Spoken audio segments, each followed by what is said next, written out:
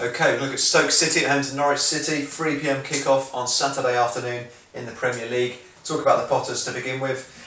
Said quite a lot that the players were rested, or some key players certainly were rested for the trip to Valencia in the Europa League. Now, so what are your thoughts on that first of all? Because it was only 1-0, and this is probably the biggest game in Stoke's history, and a lot of fans went there. And they'd lost some Premier League games in a row, which made the win at Swansea, or home to Swansea, very important most recently. But very strange that he rested players, or a wise decision? It's a difficult one, but it don't strike me as strange. You have to bear in mind they've been in the Europa League since June. They've been playing a lot of games to just get to this point, and to go 1-0 down against obviously Spain's third biggest side, and to go a game at the Mestalla, that's a huge game for the Stoke. They won't get too many of them, and to sort of feel the weak side is obviously you can see his reason, you can see his logic, but as a fan you would be disappointed. But like I say, they needed that win last weekend, otherwise they would have been held to pay. I was going to say, because they got Chelsea and Liverpool away after this, so this makes sort of this game home to Norwich. It's sort of important to get. They probably need 1 or 2 more wins just to secure their safety, even though we think they'll probably be okay anyway. Yeah. But having said that, they probably are going to be very tired by the end of the season, given the amount of games they've played. So they want to get as many points as they can at this stage. Yeah, like I say, they've got difficult games to come, and the length of the season for them. I mean, they'll be looking at games like this and thinking this is earmarking 3 points. For this pretty similar to the Swansea game, isn't it? Yeah, exactly. And they'll take heart going off the back of winning against Swansea and going against Norwich. Obviously, both newly promoted sides. Both done very well this season, so they'll take heart from that and they'll look to this game and think, we can win this one. Okay, and Norwich ran Manchester United extremely close at the weekend. Obviously, Giggs got a last-minute winner in that one.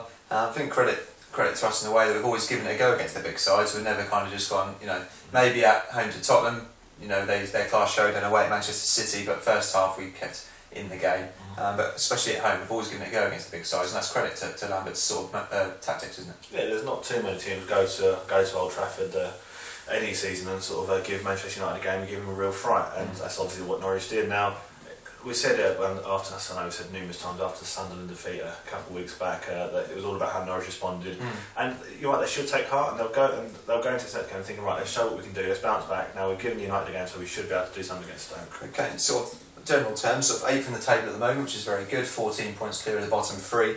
Looking at our March fixtures, I mean, we've got Stoke obviously this weekend, and we've got Wigan, Newcastle, Wolves and Fulham. Now, probably need 1 or 2 more wins to secure survival. Given our running, we've got some tough games coming up. We probably, by the end of March, we'd like to sit here and say Norwich are safe. Yeah, I mean, to be fair, you're probably not. If you didn't win another game for the season, I know they always say 40 points is their mark, isn't it? But if you didn't win another game for the season, I'm pretty sure you'd be safe, because I mean the bottom clubs haven't exactly been picking up the wins, have they? So, you'll look at that run of games, you'll think we should win these. And if you get some points there, then you'll be looking up the table. You think, how high can we finish? But it's not a defining point this season, but it's a sort of, I say, you're probably safe now, but you're looking at thinking, we could do something this season now. I just want to mention very, very quickly on the England call-ups, because it's something that's bothered me quite a lot. John Ruddy especially, surely he should. Do you not think he should be in there ahead of possibly Robert Green, who's playing in the Championship? Or I think, well, to be fair, I mean, or Scott Carson, who's playing in Turkey. Joe Hart has got no competition for. No, Joe Hart's the number 1 by a long way. So I don't see him probably getting John Ruddy in, because I say those two. You've got Robert Green in the Championship, got Scott Carson playing elsewhere. It would epitomise the kind of the approach he was trying to take to the squad as well, surely, just to bring a couple of more players in. Yeah. Or he might not even have played.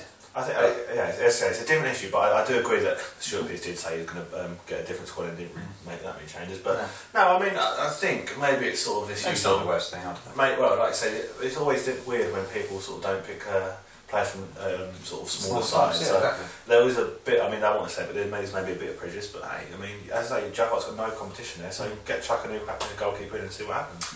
Anyway, that's just my little grievance there. Yeah. Grant Holt for England as well. And Grant, I was going to mention Grant Holt, but obviously that's less. That's because he's got a few injuries, and he's probably the leading scorer of the fit players that are left. Yeah. So if he wasn't a cult hero enough, give him 1 cap to come a 1 cap one day. But if Michael Ricketts can get a cap for England, Grant Holt can get a cap for England. That's a fact.